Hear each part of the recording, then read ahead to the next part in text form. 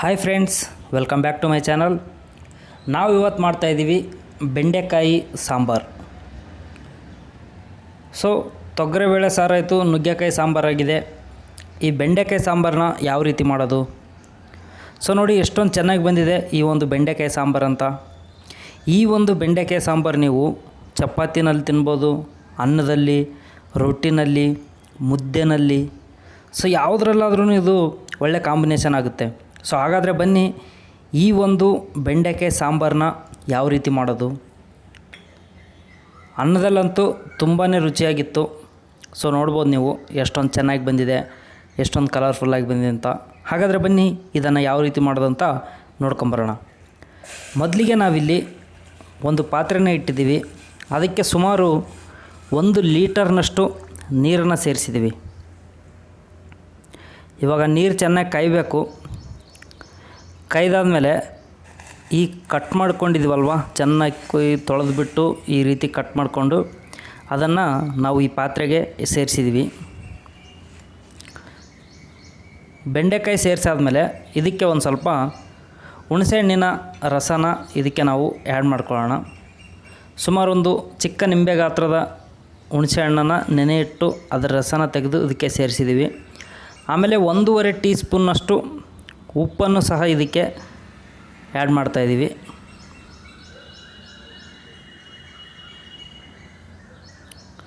So ಈ ರೀತಿ ಉಪ್ಪು, ಹುಣಸೆ ರಸ ಇದೆರಡನ್ನೂ ಸೇರಿಸ್ಬಿಟ್ಟು ಚೆನ್ನಾಗಿ ಮಿಕ್ಸ್ ಮಾಡಿ ಸುಮಾರು ಒಂದು 10 ನಿಮಿಷದವರೆಗೂ ನಾವು ಇದನ್ನು ಕುದಿಸ್ಕೊಬೇಕು ನೀರಲ್ಲಿ.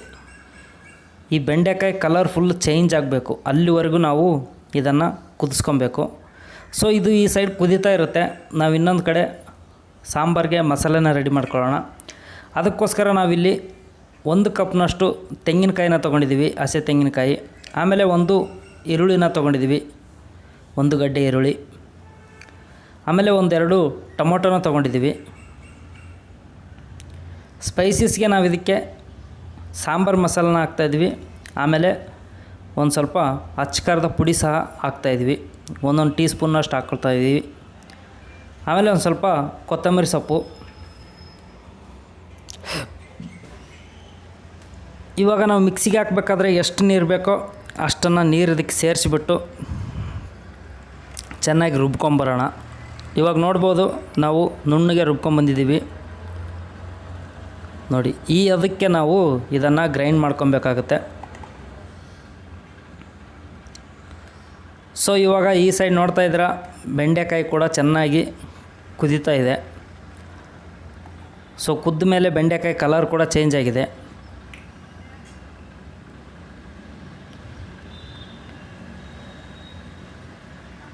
ಸೊ ಈ ರೀತಿ ಕುದ್ದಿರ್ತಕ್ಕಂಥ ಬೆಂಡೆಕಾಯಿ ಏನಿದೆ ಅಲ್ವಾ, ಇದನ್ನು ನಾವು ನೀರೆಲ್ಲ ಸೋದಿಸ್ಕೊಬೇಕಿದು, ಬರೀ ಬೆಂಡೆಕಾಯಿ ಮಾತ್ರ ಉಳಿಸ್ಕೊಬೇಕು. ಸೊ ಹಾಗಾಗಿ ನಾವು ಈ ರೀತಿಯ ಒಂದು ಪಾತ್ರೆನ ತೊಗೊಂಡಿದ್ದೀವಿ. ಈ ಪಾತ್ರೆಯಲ್ಲಿ ನಾವಿವಾಗ ಕುದಿಸ್ಕೊಂಡಿರ್ತಕ್ಕಂಥ ಬೆಂಡೆಕಾಯಿನ ಇದಕ್ಕೆ ಸೇರಿಸ್ಕೊಳ್ಳೋಣ. ಆವಾಗ ನೀರೆಲ್ಲ ಕ್ಲಿಯರ್ ಆಗಿದೆ. ಇವಾಗ ಬೆಂಡೆಕಾಯಿ ಮಾತ್ರ ಉಳಿದಿದೆ.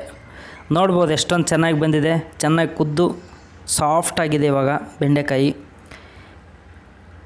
ಇವಾಗ ನಾವು ಇನ್ನೊಂದು ಪಾತ್ರೆನ ತೊಗೊಂಡಿದ್ದೀವಿ. ಅದಕ್ಕೆ ರುಬ್ಕೊಂಡು ಬಂದಿರತಕ್ಕಂಥ ಮಸಾಲೆ ಆ್ಯಡ್ ಮಾಡ್ಕೊಳ್ಳೋಣ. ಒಂದು ಸ್ವಲ್ಪ ನೀರನ್ನು ಸಹ ಇದಕ್ಕೆ ಆ್ಯಡ್ ಮಾಡ್ಕೊಳ್ಳೋಣ, ಮಿಕ್ಸಿ ಜಾರಿಗೆ ಸೇರಿಸ್ಬಿಟ್ಟು.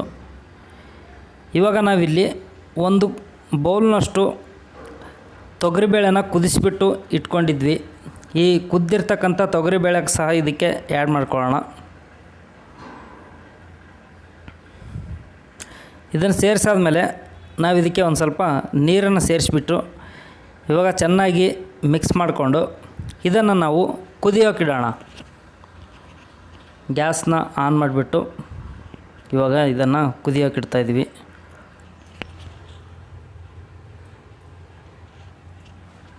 ಚೆನ್ನಾಗಿ ಕುದಿಸ್ಕೊಬೇಕಿದು. ಸುಮಾರು ಒಂದು 10 ನಿಮಿಷದವರೆಗೂ ನಾವು ಇದನ್ನು ಕುದಿಸ್ಕೊಬೇಕು.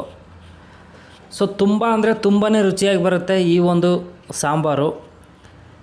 ನೀವು ಇದು ಪ್ಲೇನ್ ಸಾರಾಗಲಿ, ನುಗ್ಗೆಕಾಯಿ ಸಾರಾಗಲಿ, ಸೌತೆಕಾಯಿ ಸಾರು, ಕುಂಬಳಕಾಯಿ ಸಾರು, ಯಾವ ಸಾರಿಗಾದರೂ ಅಪ್ಲೈ ಮಾಡ್ಕೊಬೋದು. ಇದೇ ರೀತಿ ಮಸಾಲಾನ ರೆಡಿ ಮಾಡ್ಕೊಳ್ಳಿ.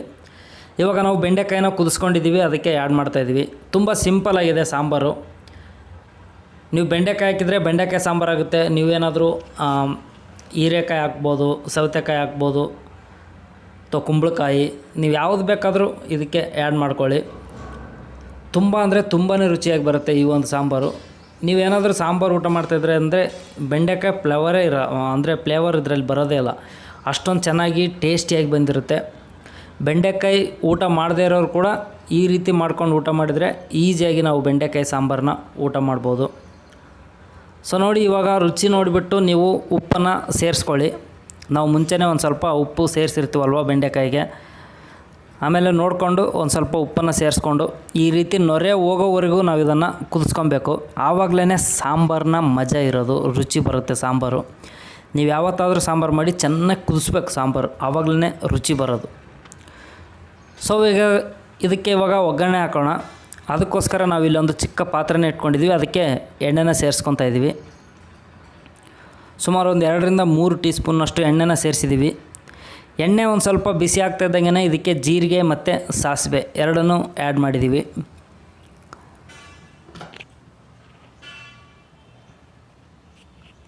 ಇವಾಗ ಜೀರಿಗೆ ಸಾಸಿವೆ ಚೆನ್ನಾಗಿ ಸಿಡಿತಾ ಇದೆ. ಇದೇ ಟೈಮ್ನಲ್ಲಿ ನಾವು ಇದಕ್ಕೆ ಕರಿಬೇವು ಸೊಪ್ಪನ್ನು ಸೇರಿಸ್ಕೊಳ್ಳೋಣ.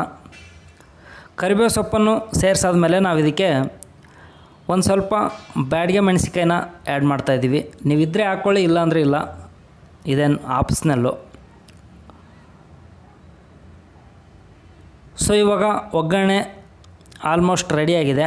ಒಂದು ಸ್ವಲ್ಪ ಇದನ್ನು ಮಿಕ್ಸ್ ಮಾಡ್ಕೊಳ್ಳೋಣ ಈ ರೀತಿ.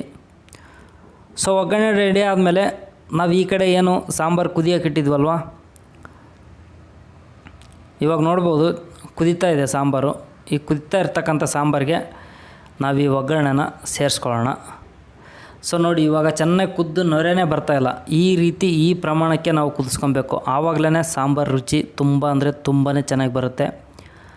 ಸೊ ನೋಡಿ ಎಷ್ಟೊಂದು ಚೆನ್ನಾಗಿ ಬಂದಿದೆ ಈ ಒಂದು ಬೆಂಡೆಕಾಯಿ ಸಾಂಬಾರು ಅಂತ. ಸೊ ನಿಮಗೆ ಈ ನಮ್ಮ ವಿಡಿಯೋ ಇಷ್ಟ ಆದರೆ ಒಂದು ಲೈಕ್ ಮಾಡಿ, ಆಮೇಲೆ ಹೇಗಿತ್ತು ಅನ್ನೋದನ್ನು ಕಮೆಂಟ್ ಮಾಡಿ ತಿಳಿಸಿ. ದಯವಿಟ್ಟು ನೀವೇನಾದರೂ ಮೊದಲನೇ ಸರಿ ಈ ನಮ್ಮ ಚಾನಲ್ನ ನೋಡ್ತಾಯಿದ್ರೆ ನಮ್ಮ ಚಾನಲ್ನ ಸಬ್ಸ್ಕ್ರೈಬ್ ಮಾಡ್ಕೊಳ್ಳಿ. ಪಕ್ಕದಲ್ಲೇ ಇರ್ತಕ್ಕಂಥ ಗಂಟೆ ಬಟನ್ನ ಪ್ರೆಸ್ ಮಾಡಿ. ಈ ನಮ್ಮ ವಿಡಿಯೋ ಸಂಪೂರ್ಣವಾಗಿ ನೋಡಿದ್ದಕ್ಕೆ ಧನ್ಯವಾದಗಳು.